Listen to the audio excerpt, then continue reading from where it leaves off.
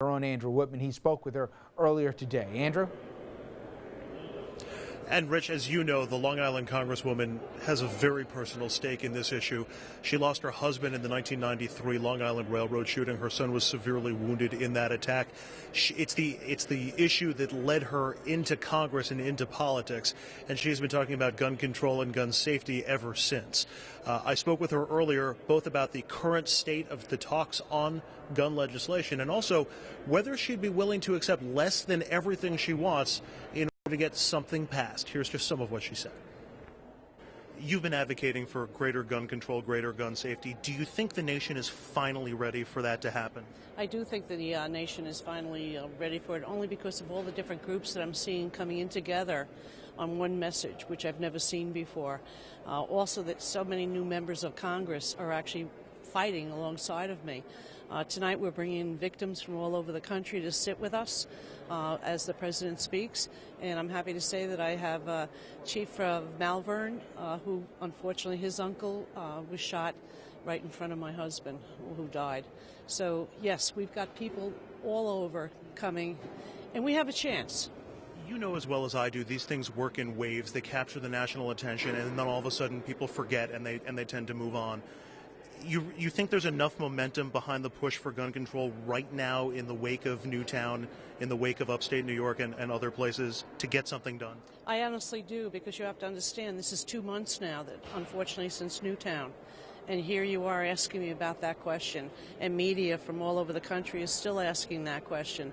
The president has done a wonderful job leading, but it's not up to him anymore. It's actually up to Congress to get something done, and I think that we will get something done. Everybody's trying to look to the bottom line and figure what can get passed, particularly through the Republican-controlled House.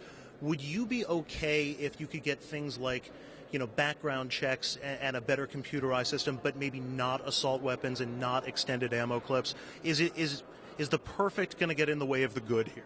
Well, we're hoping. Obviously, I do think that we can pass the background checks, closing the gun show loophole.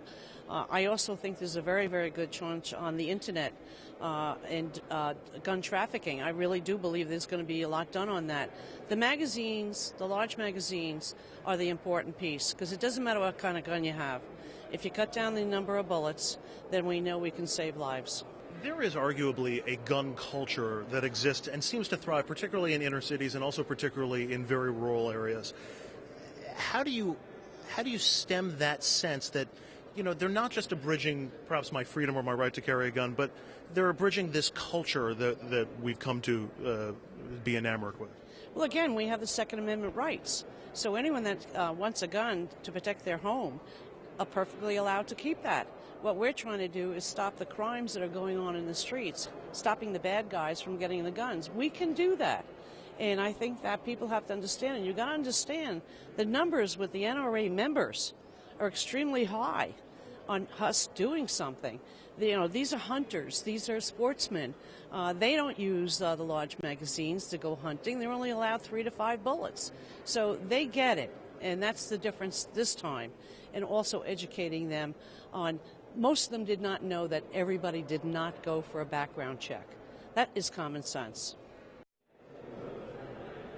Now, I also spoke with New Jersey Senator Frank Lautenberg, who, as you know, has been advocating for gun control for the better part of 2 decades plus in his time here in Washington. And the sense that I got from Congresswoman McCarthy and Senator Lautenberg is, while they might be willing to take less than everything that they're hoping for when it comes to gun control legislation, they're not even prepared to talk about taking less until it's clear that they won't be able to get everything that they're seeking. So they're still very hopeful that they'll be able to get some meaningful legislation across and that the president will focus on that in the State of the Union tonight. Rich, let's send it back to you. Hey, just on a side note, Andrew, Senator Lautenberg give you anything on Menendez? Did he tell you if he thinks his friend's in trouble or not?